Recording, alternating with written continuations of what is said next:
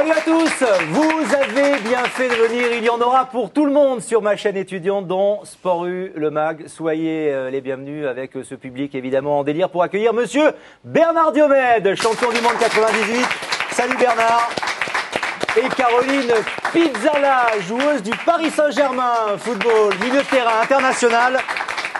Et diplômée en licence STAPS. On est ravis de vous accueillir sur ce plateau aujourd'hui avec une question, comme à chaque fois, comme chaque semaine dans Sport U le MAG. Le football est-il une école de valeurs? C'est vrai, Bernard Diomède, qu'on se pose beaucoup de questions, souvent autour du foot, en comparaison avec les autres sports, notamment olympiques.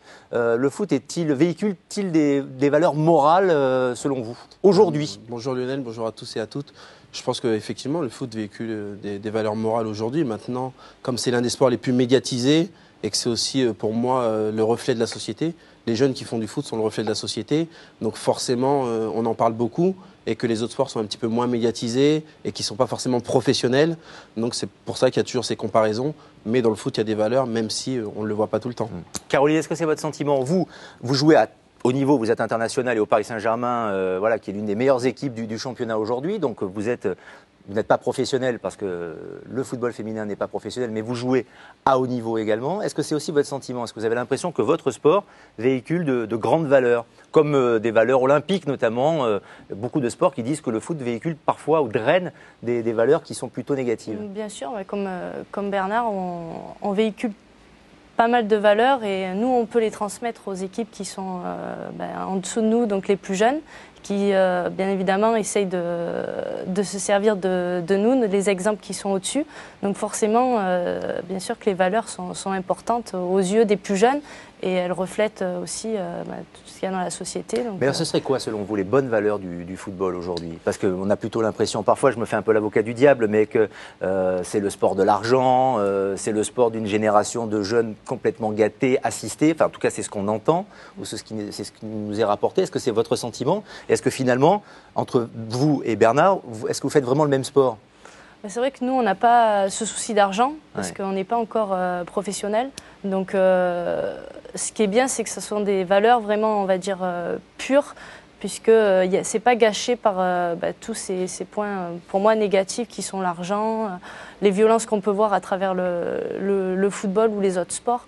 Nous, c'est vraiment un pur plaisir et justement, on véhicule ces valeurs-là aux plus jeunes. Est-ce que c'est ce contexte, Bernard, qui vous a incité à lancer votre académie, l'académie Diopro? On va en parler, on va dire de quoi il s'agit. Mais est-ce que c'est ce contexte-là qui vous a dit, tiens, ce serait bien peut-être d'inculquer aux jeunes, car le foot m'a beaucoup apporté, d'inculquer aux jeunes le vrai message que le foot doit apporter? Et comme je le disais, moi, tout au long de ma carrière, on m'a transmis, les anciens m'ont transmis des valeurs qu'on retrouve aujourd'hui dans le monde de l'entreprise, comme la rigueur, arriver à l'heure, la solidarité, le goût de l'effort. Et je trouve qu'aujourd'hui, justement, les jeunes font un petit peu moins de sport qu'avant.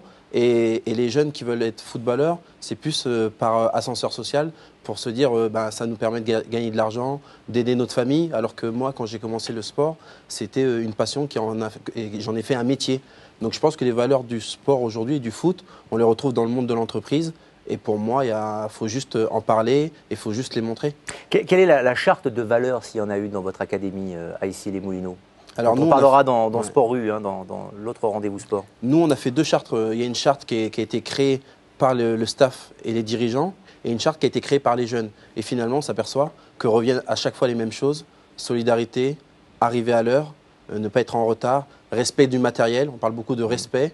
Nous, il y a l'ouverture qui est très importante. Donc, on sensibilise les jeunes sur tout ce qu'il y a autour du football, sur d'autres métiers et beaucoup sur les œuvres caritatives. Oui, c'est-à-dire c'est pas consanguin et unilatéral, football, non, il y a autre chose que le foot. Le foot, certes, comme fil rouge, mais d'autres choses. Bien sûr, il y a autre chose.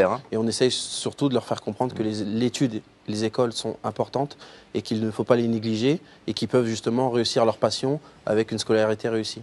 Alors, la DTN, la Direction Technique Nationale de la Fédération Française de Foot, a lancé une campagne pour les équipes de France de jeunes. Ça concerne notamment l'équipe de France Espoir, les moins de 17, etc.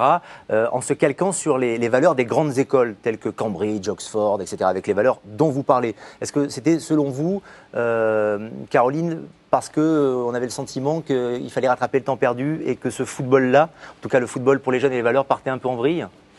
Ouais, moi, je pense que c'est une bonne chose parce que c'est vrai que les jeunes d'aujourd'hui, ils ont peut-être pas les mêmes valeurs que leurs prédécesseurs. Donc je pense que c'est bien et il faut continuer dans ce sens-là. Et puis ça peut que être bénéfique par la suite. Alors c'est intéressant quand même d'aller sonder, pas forcément les spécialistes de foot ou les grands aficionados de ballon et les supporters, mais d'aller sur les campus comme on a le coutume de le faire dans cette émission. Avec le micro et la caméra d'Adrien Toubiana, nous sommes allés interroger les étudiants, les jeunes, leur demander si pour eux le foot était porteur de valeur ou pas. Réponse. J'aime pas du tout la mentalité de ce sport. Malheureusement, on se rend compte que c'est plus fair-play. Non, mais il y a trop d'intérêt en jeu en fait. On peut pas avoir une bonne image d'un footballeur à partir du moment où il respecte même pas son sport. Parce que quand on voit, par exemple, en Italie, certains joueurs de football qui vont faire des signes fascistes après un but ou autre. C'est vrai qu'il y a quand même pas mal de dérives. Attitude pas du tout exemplaire, je trouve. Il faut distinguer le haut niveau professionnel, très très haut, avec les jeunes qui jouent tranquillement dans leur coin. Aujourd'hui, par exemple, les pays en guerre, quand il y a championnat de football, la population oublie tout. Et ce que je trouve extraordinaire en fait. C'est quand même un sport génial, autant par l'aspect collectif et l'épanouissement que ça apporte. Sinon le foot, non, j'en ai pas une bonne image. Mais